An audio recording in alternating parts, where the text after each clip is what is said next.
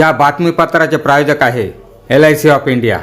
जिंदगी के साथ भी जिंदगी के बाद भी। संपर्क 9890984042। मी महायुतीची घटक आहे आणि महायुतीत असल्यामुळे मला असं वाटतं की कुठेतरी विधानसभा पुढे येता आहेत आणि विधानसभेचं भुजबळ साहेबच मला स्पर्धक समजताय की काय। नमस्कार, बुलेटिन 13 न्यूजवर आपले स्वागत आहे। आता बातमी येत आहे येवल्यातून अमृता पवार यांच्या संदर्भातली। मंत्री छगन भुजबळांच्या तक्रारीनंतर भाजपा नेत्या अमृता पवार यांचा खुलासा।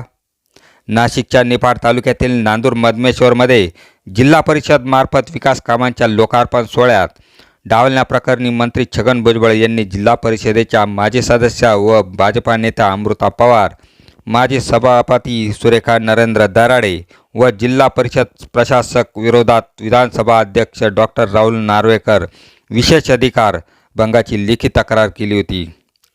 या संदर्भात अमृता पवार यांनी प्रसार माध्यमांसमोर खुलासा केला आहे। यावेळी अमृता पवार काय म्हणाल्या ते बघूया। बुलेटिन 13 न्यूजसाठी विलास कांबळे, येवला।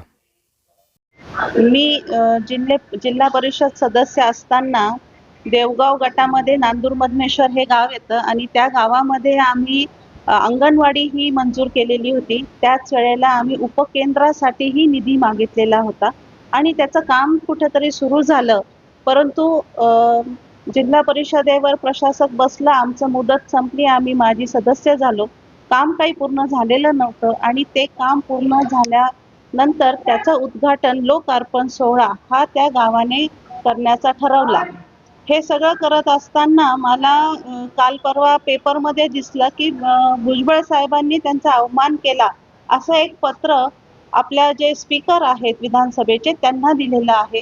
हे स्पीकरनी त्या पत्र देण्याचं कारण हे की आम्ही त्यांना कार्यक्रमाला बोलवलं नाही।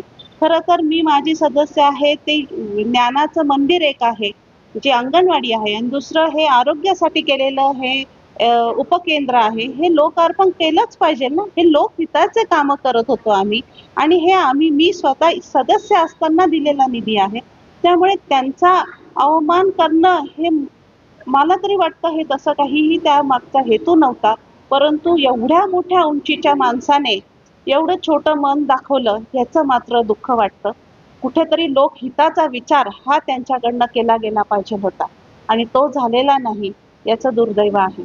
मी महायुतीची घटक आहे आणि महायुतीत असल्यामुळे मला असं वाटतं की कुठेतरी विधानसभा पुढे येता आहेत आणि विधानसभेचं भुजबळ साहेबच मला स्पर्धक समजताय की काय, कारण त्यांनीच माझं नाव आज विधानसभा स्पीकरपर्यंत अध्यक्षांपर्यंत पोहोचवलेलं आहे आणि यातनं कुठेतरी ती भीती विधानसभेसाठी मी उमेदवार राहते का काय असं त्यांना वाटतंय, असंच मला यातनं वाटतं त्यांच्या कृत्यातनं।